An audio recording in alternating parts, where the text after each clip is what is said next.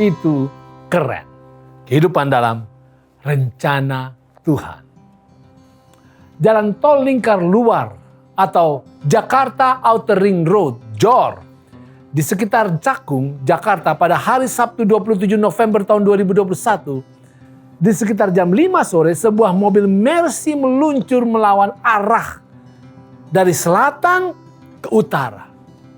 Tanpa dapat dihindarkan, mobil mewah itu menabrak mobil Honda Mobilio dan Kijang Innova.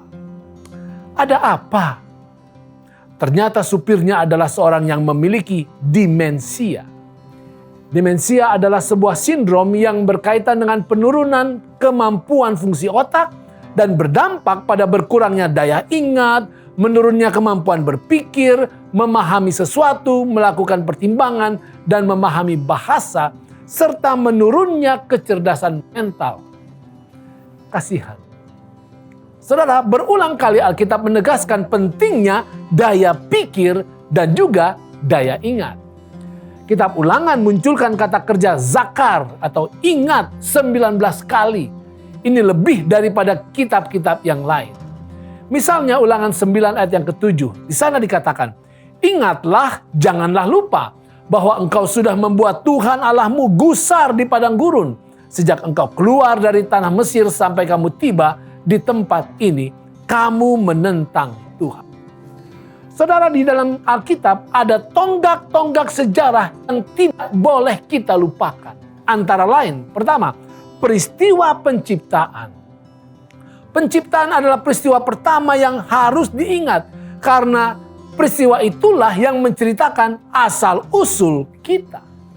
Yang kedua, peristiwa air bah. Peristiwa ini penting untuk diingat karena disinilah hukuman Tuhan kepada dunia yang berdosa secara nyata terjadi.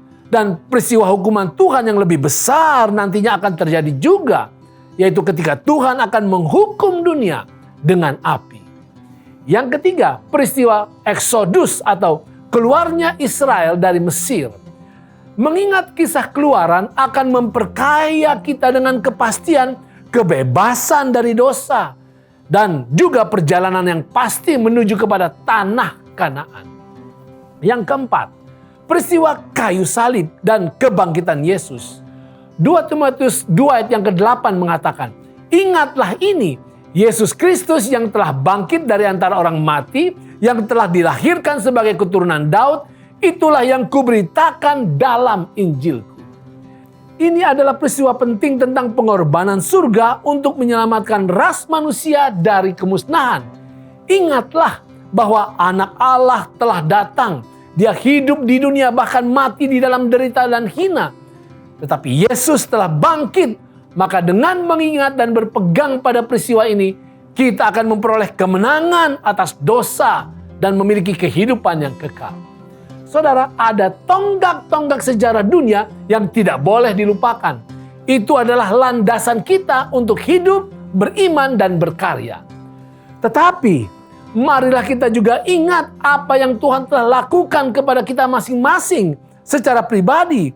Ketika Anda dilahirkan, ketika diselamatkan dari malapetaka, ketika berhasil mengatasi suatu kesulitan bersama Tuhan, ketika menerima Yesus, dan lain-lainnya.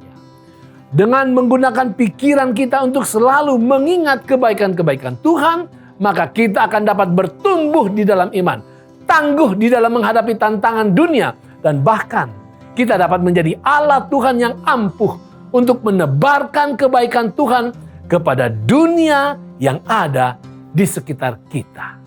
Itu keren.